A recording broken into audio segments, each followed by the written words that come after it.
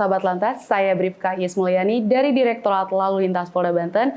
Pada pagi hari ini saya sudah bersama dengan Ibu Kasat Lantas Polres Cilegon, AKP Rizka Tri Arditya SIK MM. Selamat pagi Ibu. Selamat pagi Mbak Is. Apa kabar Ibu? Alhamdulillah baik. Sepertinya lagi sibuk sekali nih ya Bu menjelang akhir tahun. Betul sekali menjelang akhir tahunnya. Baik Ibu, kita pagi ini akan membahas tentang kesiapan Polres Cilegon dalam menghadapi pengamanan Natal 2023 dan Tahun Baru 2024 nih Bu. Mohon izin nih Bu, untuk saat ini nih Bu, bagaimana kondisi Kamsel Tipcar Lantas di wilayah hukum Polres Cilegon? Untuk kondisi Kamsel Tipcar Lantas wilayah hukum Cilegon sampai dengan saat ini kondisinya masih sangat landai sekali. Walaupun ada di beberapa titik sedang perbaikan jalan, namun situasi arus lalu lintasnya masih sangat bisa kita kendalikan. Nah, baik Ibu. Persiapan apa saja nih Bu yang sudah dilakukan oleh Polres Cilegon nih Bu untuk mempersiapkan pengamanan Natal dan Tahun Baru ini Bu? Baik itu personilnya, sarana prasarananya, atau plottingan personil di pos-pos yang akan disediakan Ibu.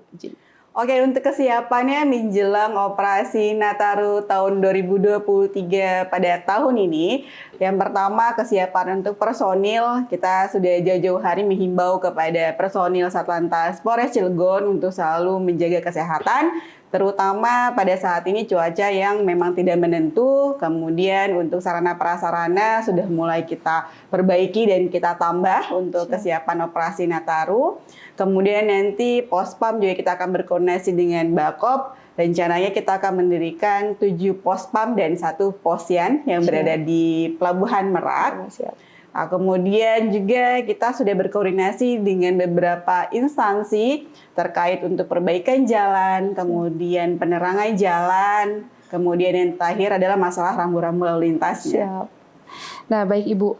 Untuk Polres Cilegon ini sendiri nih Bu, ada berapa titik sih Bu rawan laka nih Bu? Mungkin sahabat lantas di rumah pengen tahu kan Bu, izin. Ya, untuk di wilayah hukum Polres Cilegon ada 2 titik rawan laka lantas. Yang pertama itu di JLS atau masyarakat sering dengar dengan Jalan Lingkar Selatan, kemudian di Jalan Anyar. Nah, baik Ibu, izin setelah disampaikan tadi oleh Ibu ya, ada beberapa titik nih Bu yang menyebabkan rawan laka lantas nih Bu ya.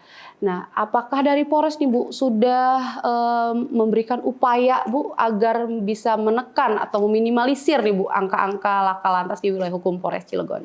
Untuk Satlantas Polres Cilegon kita sudah melaksanakan beberapa tahap. Yang pertama sosialisasi bahwa daerah tersebut adalah rawan laka lantas. Kemudian selain sosialisasi yang kita berikan di media sosial, kemudian di sekolah-sekolah, kemudian juga kita berkoordinasi dengan pihak terkait apabila memang rawan laka lantas tersebut yang disebabkan oleh kerusakan jalan, kemudian kurangnya penerangan jalan yang tadi awal saya sebutkan, kita sudah sangat berkoordinasi dengan instansi-instansi terkait. Siap.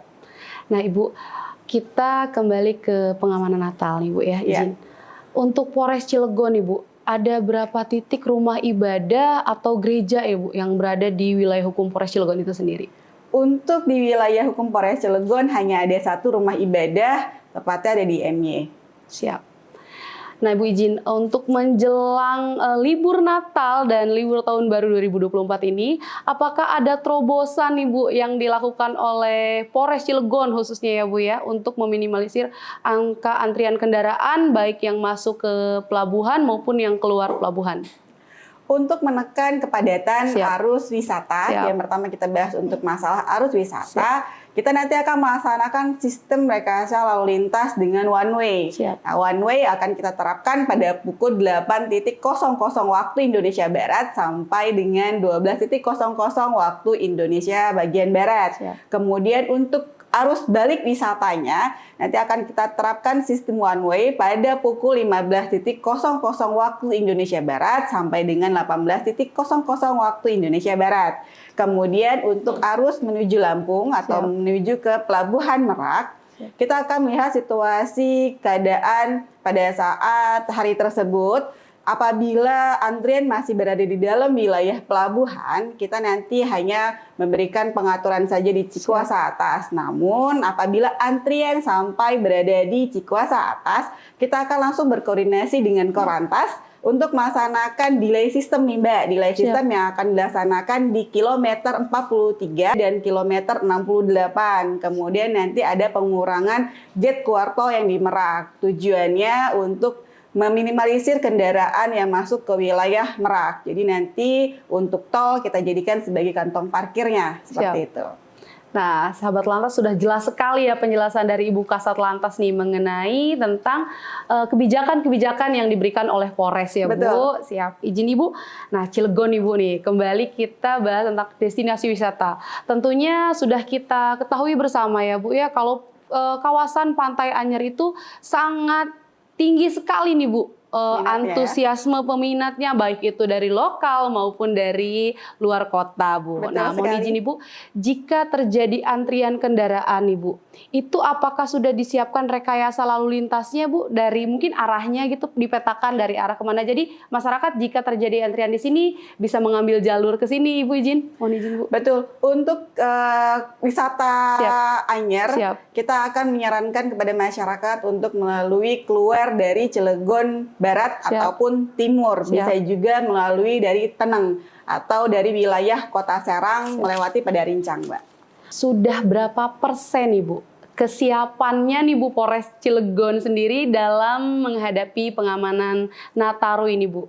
Ada berapa titik pos PAM dan posyan Ibu Jin? Ada 7 titik pos PAM, kemudian ada 1 posyan. Siap. Kemudian untuk kesiapannya kita baru sekitar 70-75%. Siap. Untuk kesiapan dari segi personil, kemudian sarana prasarana, tinggal nanti rencananya kita akan melaksanakan rapat dengan beberapa instansi seperti Kemenhub, kemudian PUPR, Siap. kemudian juga Dinas Perhubungan dan Wilayah Kota Cilegon, kemudian ASDP untuk menentukan cara bertindak apa sih yang akan kita lakukan atau yang akan diterapkan pada operasi Nataru pada tahun 2023 tahun ini. Nah, baik Ibu.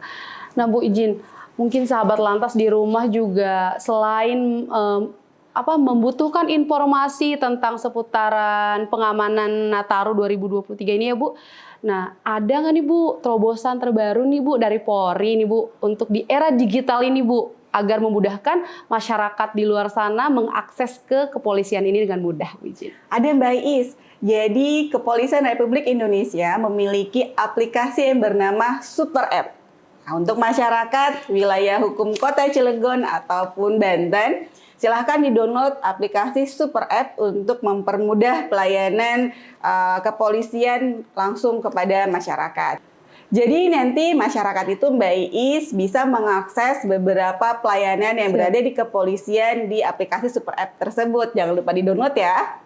Siap, baik Ibu. Apakah ada himbauan-himbauan Bu untuk masyarakat yang mau memasuki kawasan Polres Cilegon ataupun Banten nih Bu? Izin. Oke, himbauannya untuk masyarakat wilayah hukum Cilegon terkhususnya tetap tertib berlalu lintas dan patuhi petugas kami atau petugas kepolisian yang berada di lapangan.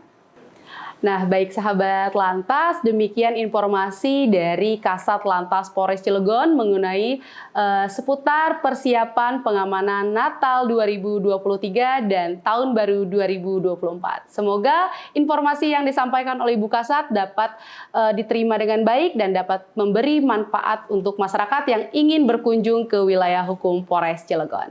Saya Bribka Is Mulyani dari Direktorat Lalu Lintas Polda Banten. Saya AKP Rizka Tri Arditya, SIK MM, Kasat Lantas Polres Cilegon. Salam presisi.